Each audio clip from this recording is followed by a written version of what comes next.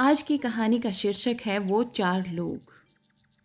दोस्तों, अगर आप चैनल पर नए हैं तो प्लीज़ चैनल को सब्सक्राइब जरूर कीजिएगा। वीना अपने छोटे बेटे नकुल को हाथ पकड़कर घसीटते हुए घर वापस आ रही थी।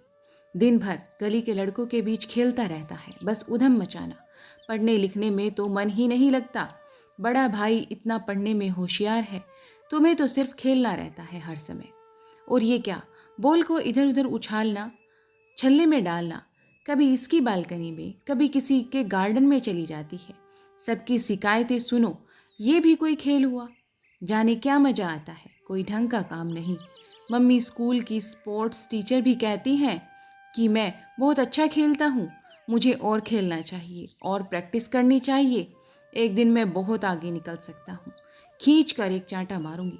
पढ़ोगे लिखोगे नहीं, कुछ कमाने लायक कैसे बनोगे? तो बड़े होकर घर कैसे चलेगा?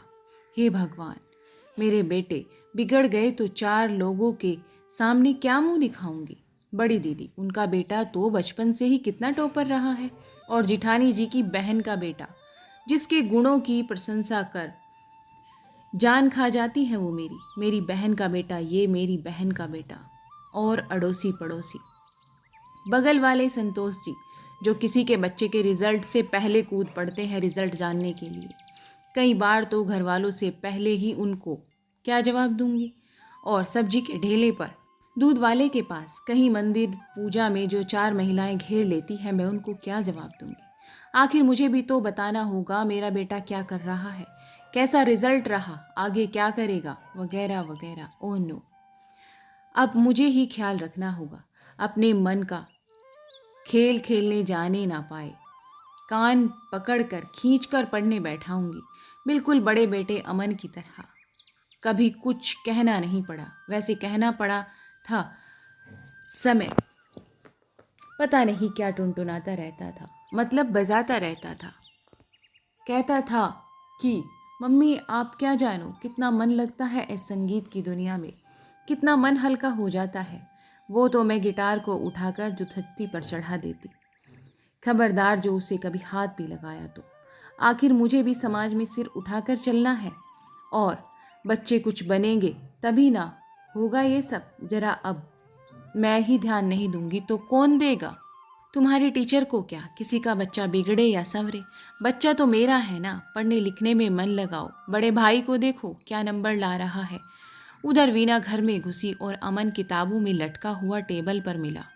पता नहीं दिन भर इतना आंखें गड़ाए हुए क्या पढ़ता रहता है। मम्मी हर समय पीछे क्यों पड़ी रहती हैं? मैं भी पढ़ता हूँ, पर हाँ, इतना मन नहीं लगता तो क्या हुआ, मुझे स्पोर्ट्स पसंद है। सर बोलते हैं कितना अच्छा हाथ चलाता है मेरा वॉलीबॉल में।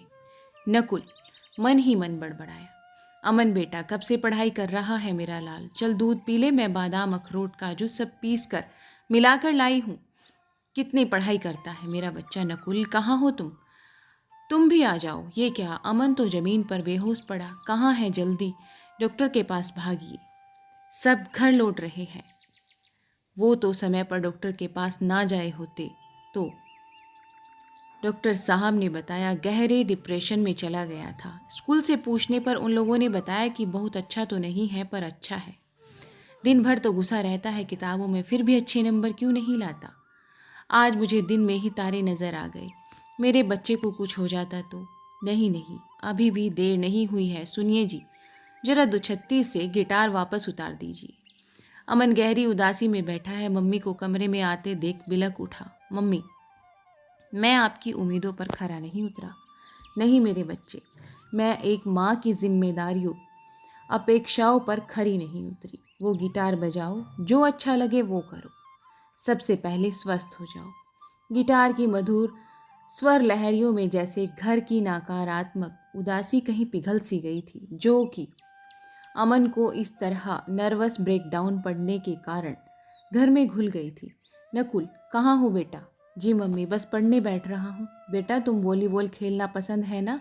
पापा तुम्हें अच्छे स्पोर्ट्स ट्रेनिंग के लिए भेजेंगे, कुछ भी करना मन लगाकर। मम्मी जी, मुझे पसंद है, मैं पूरी तरह मेहनत से सीखूंगा मन लगाकर।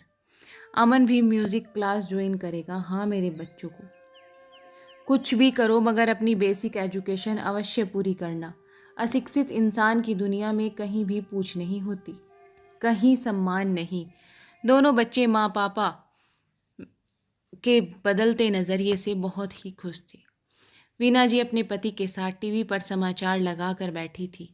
इंजीनियरिंग और मेडिकल की तैयारी कर रहे प्रसिद्ध गढ़कोटा से समाचार था, कुछ बच्चों की डिप्रेशन में खुदकुशी का। ऐसे दुखी माता पिता को बस यही लगता है, काश बच्चे जीवित रहते, सुरक्षित रहते। उनकी इच्छा के विरुद्ध समाज को दिखाने भर के लिए उन्हें अनावश्यक मानसिक दबाव में ना रखा गया होता। गहरे दुखों में डूबे माता पिता रो रो कर बता रहे थे कि कैसे उन्होंने बच्चों को अनिच्छा के विरुद्ध उन्हें इस गहरे कुएं में ढकेला। काश वो इस समाज के उन 4 लोगों के कहने का अनकहा बोझ अपने सिर पर ना उठाए घूम रहे होते। बच्चे अपनी क्षमता, योग्यता और अभिरुचि के अनुसार पढ़ाई और करियर का चुनाव करें।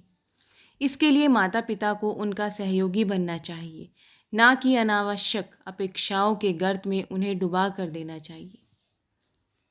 अपनी जिंदगी अपनी है, उनकी, उसे अपने अनुसार जिए, ना कि अनदेखे अनजाने तथा कथित 4 लोगों के अनुसार। आपकी क्या राय है मित्रों?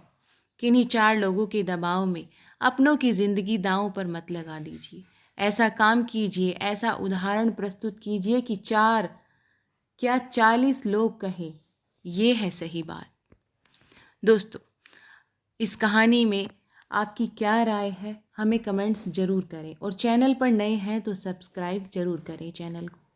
मिलते हैं ऐसी ही कहानियों के साथ, विचारों के साथ।